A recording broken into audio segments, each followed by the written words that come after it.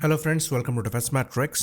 तो आज के इस वीडियो में हम बात करेंगे बड़े जेट इंजन्स की जो कि इंडिया द्वारा डेवलप किए जा रहे हैं। इसमें मेनली हम कावेरी इंजन की बात करेंगे। उसके बाद बात करेंगे फ्यूचर में जो 110 किलो न्यूटन क्लास का जेट इंजन डेवलप कर रहे हैं उसके बारे में। फिर हम टेक्नोलॉजीज को लेकर कहाँ पर हैं, क्या प्रोग्रेस है, क्या रिक्वायरमेंट है, ये सब इस वीडियो में हम डिस्कस करने वाले हैं। होपफुली जितने भी आपके डाउट्स हैं वो सारे क्लियर हो जाएंगे। तो शुरुआत करते हैं हम कावेरी इंजन से। कावेरी इंजन को लेकर अभी तक हमने 4 कोर इंजन्स बनाए हैं, जिसमें कंबस्टर, कंप्रेशर और टरबाइन इंक्लूडेड है। वहीं पर 9 के अराउंड फुल इंजन्स डेवलप किए हैं। तो टोटल 13 इंजन्स जो हैं हमारे द्वारा बनाए गए हैं। टेस्टिंग की बात करें तो करीबन 3400 आवर्स तक की टेस्टिंग हमने करी है, जिसमें से 180 आवर्स हाई एल्टीट्यूड टेस्टिंग करी गई है, जो कि रशिया में करी गई है क्योंकि हमारे पास कोई फैसिलिटी नहीं है। और 57 आवर्स के आसपास फ्लाइंग टेस्ट बेड पे टेस्टिंग करी गई है, जो कि अगेन रशिया में करी गई है क्योंकि हमारे पास कोई फ्लाइंग टेस्ट बेड नहीं है। परफॉर्मेंस कितनी अच्छी हुई है तो 49 किलो न्यूटन का थ्रस्ट हम जनरेट करने में सक्षम हुए हैं ड्राई स्टेट में। जो टारगेट था वो 52 किलो न्यूटन का था, तो करीबन 5% हम अपने टारगेट से नीचे रह गए हैं। वहीं पर रीहीट की बात करें या फिर आफ्टर बर्निंग की बात करें तो करीबन 71 किलो न्यूटन का स्टेबल थ्रस्ट हम जनरेट कर पाए हैं। और जो गोल हमारा था ये 81 से 85 किलो न्यूटन का था, तो करीबन 13% रिडक्शन यहाँ पर है। बाकी जो दूसरा परफॉर्मेंस इशू है ये वेट को लेकर है। इंजन का वेट करीबन 200 kg ओवर वेट है, तो 1050 kg यहाँ पर गोल है, पर करंटली इसका वजन 1250 किलोग्राम्स का है। तो थ्रस्ट यहाँ पर कम है, वजन भी यहाँ पर ज़्यादा है, जिसकी वजह से जो थ्रस्ट टू वेट रेशियो मिल रहा है वो करीबन 6.5 का है। जबकि ये जो 4th जनरेशन का इंजन है इसमें टारगेट 8 का रखा गया है। तो थ्रस्ट टू वेट रेशियो यहाँ पर 8 को अचीव करना है। अब इसको लेकर क्या काम चल रहा है तो GTRE द्वारा काम किया जा रहा है डिफरेंट टेक्नोलॉजी प्रोजेक्ट्स पर, जिसकी वजह से यहाँ पर thrust to weight ratio improve हो सके।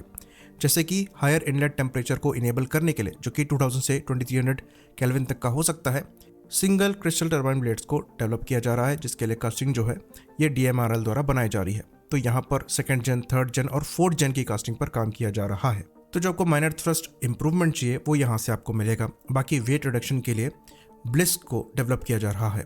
अब ब्लिस्क क्या होता है तो ब्लिस्क में जो रोटर डिस्क है और ब्लेड्स होते हैं ये एक ही पार्ट होता है, यानी कि सिंगल पार्ट होता है। तो यहाँ पर ड्यूरेबिलिटी और वेट दोनों कम हो जाता है। तो अभी जो रोटर डिस्क और रिमूवेबल ब्लेड इस्तेमाल किए जा रहे हैं उनसे करीबन 25% वेट रिडक्शन आपको यहाँ पर देखने को मिलेगा। बाकी टरबाइन के वेट को रिड्यूस करने के लिए यहाँ पर बोल्टलेस ब्लेड रिटेनिंग अरेंजमेंट को इस्तेमाल किया जाएगा। बाकी एक और चीज़ यहाँ पर हम पहले ही डिस्कस कर चुके हैं, जो बाईपास डक्ट है कावेरी में, अब उसको चेंज करके PMC मटेरियल का इस्तेमाल किया जा रहा है, यानी कि पॉलीमर मैट्रिक्स कंपोजिट मटेरियल को इस्तेमाल किया जा रहा है, जिसकी वजह से जो वेट रिडक्शन है वो यहाँ पर देखा गया है।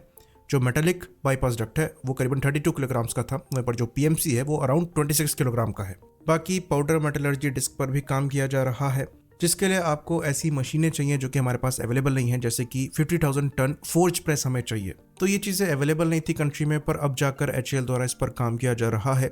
बाकी जेट इंजन को बनाने के लिए कई रेयर अर्थ मटेरियल्स चाहिए होते हैं, जो कि इंडिया में अवेलेबल नहीं है, आपको बाहर से लेने पड़ेंगे। तो वहाँ पर भी कई जो पॉलिटिकल सिनेरियो होते हैं, ट्रीटीज़ होती हैं, तो ये गवर्नमेंट का काम है। तो यहाँ पर कई कॉम्प्लेक्सिटी है, हमें पता है हमें क्या चाहिए, पर हमारे पास फैसिलिटीज़ नहीं है। अब परेशानी यहाँ पर ये होती है कि ये जो फैसिलिटीज़ हैं ये बहुत ही एक्सपेंसिव होते हैं सेटअप करने के लिए, और जिस हिसाब के प्रोजेक्ट हम यहाँ पर चला रहे हैं उसके हिसाब से जितना इन्वेस्टमेंट यहाँ पर रिक्वायर्ड है उसके हिसाब से तुरंत आपको रिटर्न ऑफ इन्वेस्टमेंट नहीं मिलेगा, और इसलिए यहाँ पर इन पर पास्ट में शायद खर्चा नहीं किया गया है। पर अब यहाँ पर प्रपोजल किए जा रहे हैं सिविल मार्केट को इन्वॉल्व करने के लिए, ग्लोबल सप्लाई चेन में अपनी हिस्सेदारी को लेकर, जिसकी वजह से रिटर्न ऑफ इन्वेस्टमेंट यहाँ पर कम से कम हो पाए, ताकि जो इंफ्रास्ट्रक्चर में कॉस्ट हम लगा रहे हैं वो निकल पाए। खर्चे की बात करें तो करीबन $2.5 बिलियन की यहाँ पर रिक्वायरमेंट एग्जिस्ट करती है, तो इसके कंपैरिजन में हमने $0.5 बिलियन भी स्पेंड नहीं किया है।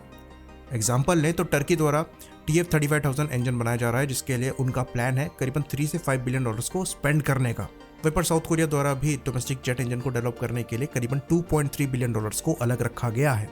तो इसीलिए GTRE को यहाँ पर समय लगा, क्योंकि यहाँ पर बजट भी नहीं था, इंफ्रास्ट्रक्चर नहीं था, तो कई कंपोनेंट्स जो हैं ये बाहर से ऑर्डर करने पड़े, जिनके आने में समय लगाया OEM ने।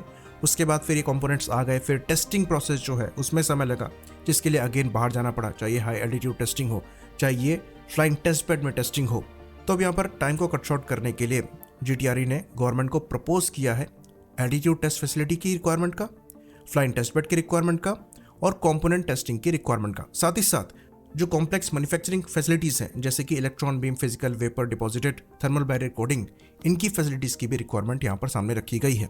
तो अब समझ लेते हैं कि आगे प्लान क्या है। तो ये चीज़ हम जानते हैं कि AMC के लिए एक 5th जनरेशन इंजन की रिक्वायरमेंट है। ये 110 किलो न्यूटन क्लास का जेट इंजन होने वाला है। इस इंजन की खास बात यह होगी कि यहाँ पर जो थ्रस्ट टू वेट रेशियो है ये 10 का होगा।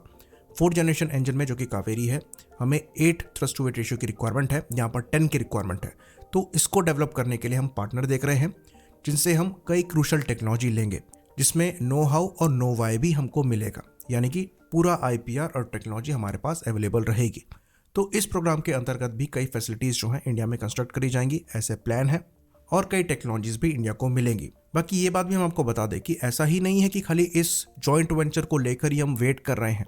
हमारे द्वारा पैरेलल में अपने आप से भी कई क्रूशल टेक्नोलॉजीज पर काम किया जा रहा है।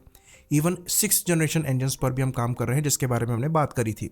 तो 6th जनरेशन इंजन में जो थ्रस्ट टू वेट रेशियो है ये 14 का पहुंचेगा, और यहाँ पर जो सिंगल क्रिस्टल टर्बाइन ब्लेड है ये CMC ब्लेड से रिप्लेस होंगे, जहाँ पर हीट टॉलरेंस लेवल ज़्यादा है। तो इस पर काम अभी से हमारे द्वारा किया जा रहा है, पर ये जो पार्टनरशिप होगी इनसे कई क्रूशल टेक्नोलॉजीज और फैसिलिटीज हमें मिलेंगी, जो कि फिलहाल प्लान है। बाकी अब कावेरी का फ्यूचर क्या है। फिलहाल जो कावेरी का डेरिवेटिव एक्चुअल में ऑपरेशनली यूज होगा ये KDE यानी कावेरी डेरिवेटिव इंजन है, जो कि हमारे घातक या फिर RPS यानी कि रिमोटली पायलटेड स्ट्राइक एयरक्राफ्ट से यूज होगा, जो कि कावेरी का ड्राई वेरिएंट है, और ये अवेलेबल या फिर अचीव्ड परफॉर्मेंस को यूज करेगा, जिसके अंतर्गत थ्रस्ट यहाँ पर 49 किलो न्यूटन का है और वेट जो है ये 900 किलोग्राम के आसपास का है। तो इस इंजन में करीबन 75% कॉमनैलिटी है कावेरी इंजन से, और कुछ इंपॉर्टेंट इंप्रूवमेंट्स भी हैं, जैसा कि जो नया फैन ब्लेड है ये हायर डिस्टॉर्शन टॉलरेंस के साथ है, जो कि घातक के सर्पेंटाइन इनटेक के हिसाब से है, और ये फ्लटर फ्री भी है। तो ये दोनों इश्यूज थे कावेरी इंजन के साथ, जो कि यहाँ पर सॉर्ट किए गए हैं इस नए फैन ब्लेड के साथ ही साथ यहाँ पर अनरिस्ट्रिक्टेड थ्रॉटल मूवमेंट जो है ये डेमोन्स्ट्रेट किया गया है, जो कि इशू रहा है कावेरी इंजन के साथ। तो ये दूसरी बड़ी प्रॉब्लम यहाँ पर सॉर्ट करी गई है। साथ में यहाँ पर ऑटोनॉमस फेडेक यानी कि fully authority digital engine control को दिया गया है। क्रॉस चैनल डेटा लिंक यहाँ पर इस्तेमाल किया जाता है, और जो फ्यूल कंट्रोल सिस्टम है ये भी इंडियन है। तो परफॉर्मेंस इसकी वेरीफाई करी जा चुकी है, और ये फुली फंक्शनल इंजन हमारे रिमोटली पायलटेड एयरक्राफ्ट में इस्तेमाल होगा। बाकी अगर बात करें अपने मेन कावेरी इंजन की, तो फिलहाल ये तेजस प्रोग्राम से डीलिंक्ड है, और कई क्रूशल जगह है जहां पर हम काम कर रहे हैं इस इंजन की परफॉर्मेंस को ऑप्टिमम अचीव करने के लिए, ताकि ये तेजस से इस्तेमाल हो पाए। तो कोई क्लियर टाइमलाइन यहाँ पर नहीं है, पर हमारा एस्टिमेट ये है कि जो 110 किलो न्यूटन क्लास का जेट इंजन हम डेवलप करेंगे, जिसको लेकर क्रूशल इंफ्रास्ट्रक्चर इंडिया में डेवलप होगा, उसके साथ ही ये इंजन मैच्योर हो पाएगा, और मोस्ट लाइकली उस इंजन के साथ या कुछ समय पहले ये सर्विस में इंडक्ट होने लायक रहेगा, और अमेरिकन F404 इंजन को तेजस से रिप्लेस करेगा। तो ये प्रोग्राम फिलहाल GTRE का फ्लैगशिप प्रोग्राम है, और इस पर काम जो है ये चलता रहेगा। आई होप इन्फॉर्मेशन यहाँ पर पूरी रही हो। इसी बात पर इस वीडियो को हम खत्म करेंगे। लाइक करिए, सब्सक्राइब करिए। जय हिंद।